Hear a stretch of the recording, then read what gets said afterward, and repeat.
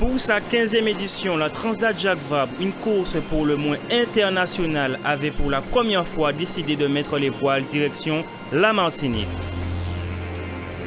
La route du café, c'était 4 catégories, Ultime, IMOCA, Classe 40 et Ocean 50.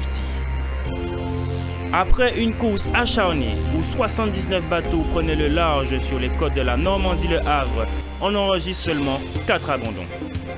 De plus, avec une pandémie qui ne cesse de pointer son nez, rien ne garantissait la réussite d'un tel projet au départ. Néanmoins, cette édition Jacques Vabre 2021 a répondu présente.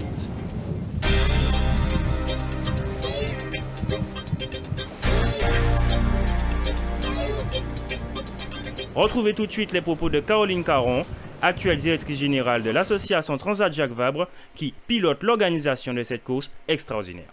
La Transat Jacques Vabre, Normandie-Le Havre, est une course historique puisqu'elle date de 1993 et qui traditionnellement relie le Havre avec le continent d'Amérique du Sud et la Caraïbe.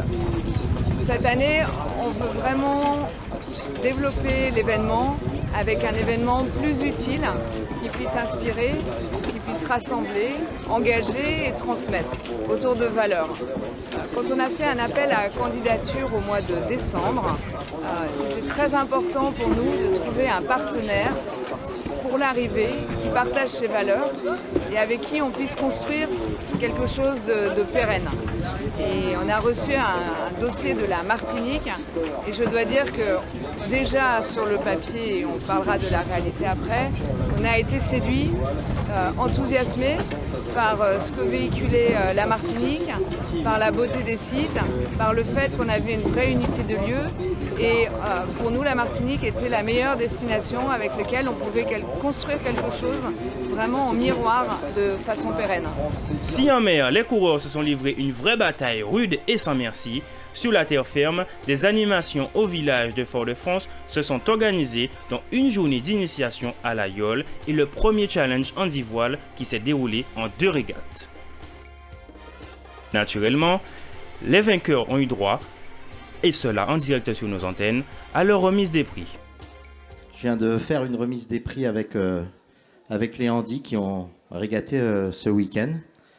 Et je suis aussi le directeur de la Ligue de voile de Normandie. Donc je formule un souhait, parce qu'on n'est pas aussi avancé que ça sur la Ligue de voile de Normandie. Comme ça, vous me mettez un challenge. Parce que pour l'instant, on fait de l'initiation, on ne fait pas de la compétition. Donc ce que j'ai vu là m'inspire.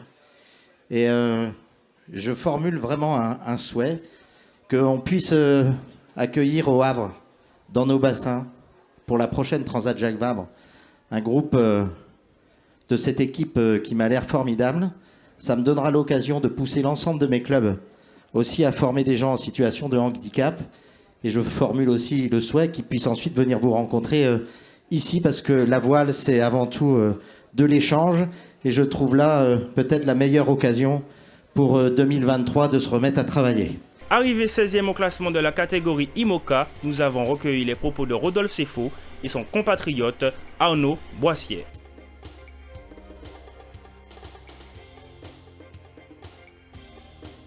Maintenant. Oui, exactement. Donc c'était vraiment c'était notre objectif déjà de faire cette transat ensemble pour pouvoir bien prendre en main ce bateau. C'est vrai qu'avec Arnaud, c'est beaucoup de raccourcis.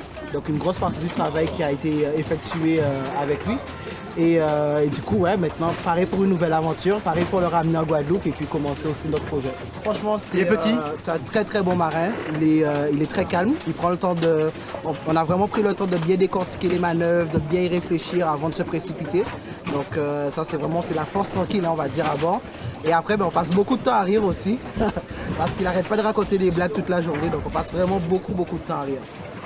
Il y a énormément de signes forts sur cette transat, déjà d'être le premier Guadeloupéen à franchir l'équateur, 2 fois en plus en course, et après d'arriver en Martinique pour la première année où cette transat arrive en Martinique. Donc c'est vrai que c'était des étapes importantes pour moi à passer, qui vont marquer aussi ma vie de marin.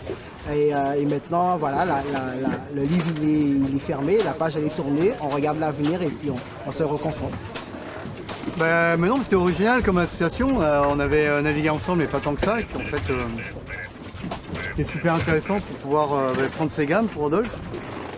Arrivée spéciale pour le Guadeloupéen qui s'est arrêté à notre micro en nous livrant notamment son attache à la Martinique en compagnie de Jean Trudeau, célèbre figure de la voile en Martinique.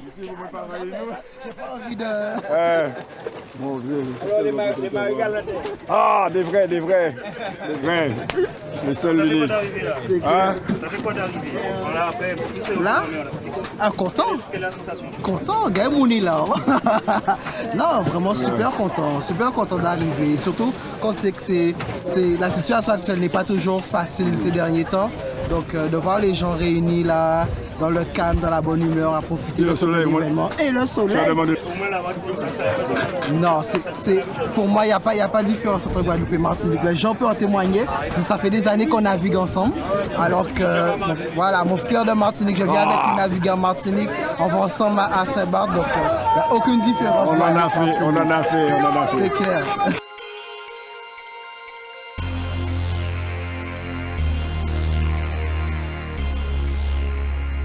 Le message, c'est qu'on est tombé amoureux de la Martinique, on est tombé amoureux des Martiniquais, on est tombé amoureux des Martiniquaises. Et c'est sûr que vous nous reverrez encore. Tout le monde est vraiment enchanté. Et merci pour l'accueil. Merci de nous avoir suivis sur votre deuxième épisode de Au cœur de la Transat Jacques Vabre. Restez connectés et à très vite pour un prochain épisode.